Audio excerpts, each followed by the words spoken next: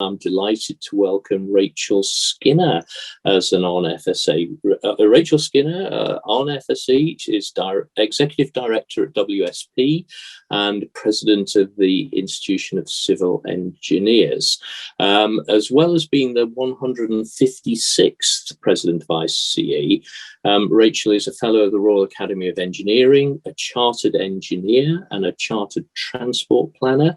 She chairs the Infrastructure Carbon work stream of the Infrastructure Client Group and was recently invited to join the external expert panel established to support the UK Department of Transport's acceleration unit that is focused on a faster, better, and indeed a greener recovery beyond COVID-19.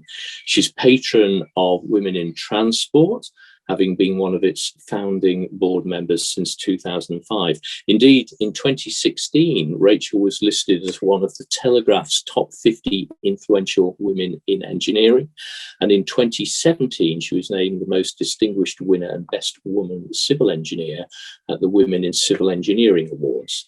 Indeed, in 2019, she was confirmed by the Financial Times as one of the UK's top 100 women in engineering. Rachel has authored, scripted, hosted many publications and films on topics including Shaping Zero, which is about net zero carbon for infrastructure, Making Better Places, which is on placemaking, and future mobility. But actually, Rachel's got a particular skill in communicating and inspiring. And to give you an example, Rachel's inaugural address as the ICE president on 3rd of November 2020 was delivered entirely virtually, a break with tradition, and attracted over 2,000 people to watch her live across the world. So a fantastic achievement. Rachel's keen to build a legacy from her year as ICE president and to enable a sustainable and long-run movement towards net zero, for example, by creating a community of carbon champions to help inspire others with their carbon-cutting leadership. So, as an excellent communicator, Rachel stands out for her passion, her enthusiasm, and ability to connect with people. And with those natural talents and her industry standing, we believe her appointment as HonFSE as one of our Honorary Fellows will reinforce the sustainable leadership message to the civil engineering community and also help and inspire future SocEnv members. So Rachel Skinner on FSE, congratulations and lovely to meet you. So Rachel, would you like to say a few words? Thank you, Will. Very much like we just heard really from Ian, I'm hugely humbled and pleased and indeed surprised, just like Ian, actually to receive this honorary fellowship today.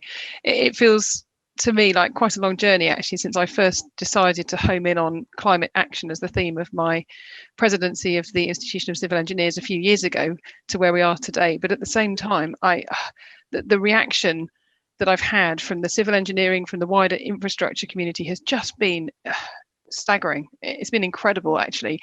Some people have reacted with, I guess it's been shock and surprise from people at all different stages of their career. They just genuinely hadn't connected the dots between mainstream civil engineering and the wider impact that they were actually having on the world around them, and particularly on the carbon emission side of things in terms of the wider environment.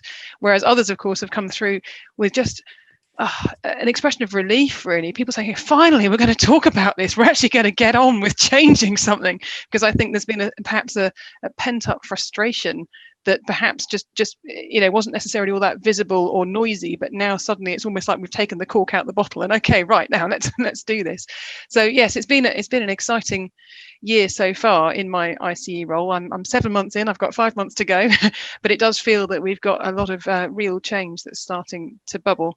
I was thinking actually as Ian was just talking there, it's funny because actually things could have turned out extremely differently for me as well. So I was a geographer by initial training who fell into civil engineering completely by accident when I really wasn't at all sure what I wanted to do when I grew up. I'm still not quite sure, but there we go. It seems to be going okay. But in a funny way now, it feels almost like I'm sort of coming slightly full circle, because I'm bringing some of the knowledge and the interest and the thinking that I know I learned about back in my original degree course. I've been carrying it with me for 25 odd years about sustainability and climate change and similar, and what it really means. And now there's a sort of a beautiful symmetry in terms of kind of helping people from the civil engineering and infrastructure professionals communities to kind of, you know, broaden their awareness and knowledge across, you know, all sorts of different dimensions that perhaps they just hadn't been thinking about. So no, it's been pretty exciting, like I say, so far, and plenty more to run, I hope. So yeah, I guess World Environment Day Eve is of course the most appropriate moment of the year to receive this award. So no, thank you very much for recognizing that the change I'm trying to spark around climate action. There are already really good links between the ICE and the Society for the Environment, of course, and I'm very keen to see what more we can do together in future. So thank you very much, and I will also hold up my certificate, which also arrived in one piece. So it's all good. So thank you very much. Oh, well done, Rachel. That was great. And how interesting your early career history, and you know, with Ian followed different steps from different starts, but very interesting sort of step changes that you both had. Rachel, what message do you think you would give from what you've learned so far in your career and career development? What message would you like to give to younger members then developing their careers? I think specifically around this message to do with climate action, I feel that the most important thing we could all do, actually, for those coming into our broader industries, but also, you know, sort of much younger kids as well, is just explain to them how we are part of the answer to all these big world problems that we know they're worrying about. I've got 3 kids of my own. Oldest one is now 13 and a half. And her generation, I mean, they're pretty cross with us, actually, in terms of the fact that we haven't really got to grips with this. But the fact, if we could find a way to articulate that we really are trying to get onto this, and we really are trying to help to do the right thing at speed. Okay, admittedly, probably a little late to you know, if we're being honest, but at least we are now getting on with it. I just feel that could just transform the purpose, really, in terms of what we do, the visibility, the relevance of what we all do, and I think that could be hugely beneficial if we could get that a lot more right. Oh, that's great. I love the passion, and actually, you tell your children I'm totally sympathetic. I think they should be cross with us. Actually, and now is the time to get on with it. So let me go, Dougal, again. Can I see what you've pulled out of the chat and the Q&A? Sure. Rachel, many congratulations from myself. Finding out about what you've been doing is amazing. So I'm going to be making direct contact with you very soon, I'm afraid. So there's one big downside about being so high profile today, is that you're going to get a lot more connections. There's a question in the chat from Martin Ballard around, do you see civil engineers achieving project goals with softened natural solutions rather than hard engineered ones? Very much related to what Ian was talking about earlier. Phil in the Q&A talks about last year there was some individuals linked in the awards to civil engineering, and there's something about engineers having to be seen to be excelling in environmental work. I think the two things are connected. There's Martin and Phil's point. I guess we're looking at trends here. So what are you seeing that, and how strong is it? I am seeing exactly that beginning to happen, and I think it's quite an exciting change. I think for a very long time the world of environmental solutions or environmentally led solutions or mitigation, very often as well, around sort of major infrastructure schemes, has been something which probably hasn't been as much of a front and center sort of activity as perhaps it should have been. I do think, though, that actually with this new interest in climate change, with this new understanding around the need to cut carbon and also to be able to process more carbon out of the atmosphere, this is where the nature-based solutions absolutely are beginning to come to the fore. That the challenge, I think, for the immediate, I guess, next year or two, is that at the moment, we don't quite have the rules written right. We aren't necessarily encouraging all the right behaviours. We haven't quite got some of the metrics right in terms of, you know, what counts for what and what are you allowed to, you know, include and exclude and that kind of thing. And I think the sooner we can get some of that in place, the sooner we can get going a lot faster. No, I think it's very interesting, actually. I genuinely do think I'm hearing much more in the last probably 18 months, 2 years than ever before within the sort of hardcore civil engineering community around a sudden realization that green and blue infrastructure in particular is in fact a type of infrastructure, first of all, but secondly, that the solution is not always concrete. The other realization, I think, which is beginning to take off, is that sometimes the answer isn't to build something, which of course is quite a challenging point of view for some civil engineers. So it's just, you know, it's the right solutions for the right context, isn't it? It's going to be the key. But no, I think there is a moment coming where these issues are going to sort of meet in the middle. I hope. It feels like the environmental side of things in particular is coming into the mainstream.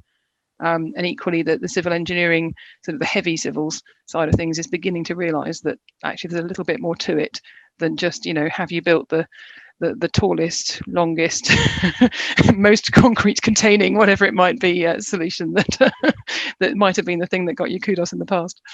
Will, can I have we got time for one more question, just quick, briefly? Yeah, if it's a quickie. Yeah. So just picking up on your term of concrete, but concrete in its sort of philosophical term as well, in the sense that, dare I say it, I'm going to stereotype engineers being relatively risk averse because of what they do. And I think that it's quite easy to fall back on calculations than take nature-based solutions. And there aren't, you said we need, you even said it then, I think we're not quite there yet with the metrics. And I thought, I'm not sure you will ever be there completely with metrics for nature-based solutions. You will get a long way there. And I just wondered, therefore, can the learned behavior change as well as the understanding? I completely agree. I think there's an awful lot of learning that needs to go on in terms of the range of solutions that are actually out there, and what they can each contribute in terms of mitigating impacts that perhaps were largely invisible until very recently. Definitely. I do think, though, that there is also an appetite in the broader civil engineering community to recognise that, yes, of course, we do have codes and standards across all sorts of different, you know, aspects of what we do, but they are not intended as things that are quite literally fixed in stone. They're intended as things that are good guidance because they were written at the time where that was, you know, the best practice. But of course, that shifts, and we've never considered these things from the point of view of, for example, safety and carbon together.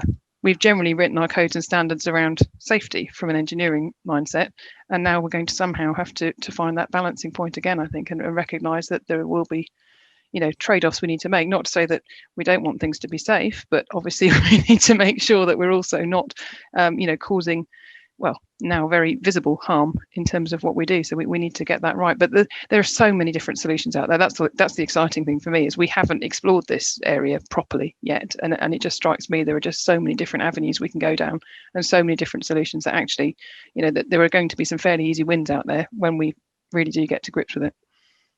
Thanks, Rachel. Thanks for indulging me there, Will. That's all right, Dougal. Thank you. And thank you, Rachel. Some really insightful comments there, and actually with an optimistic angle as well. So thank you for that.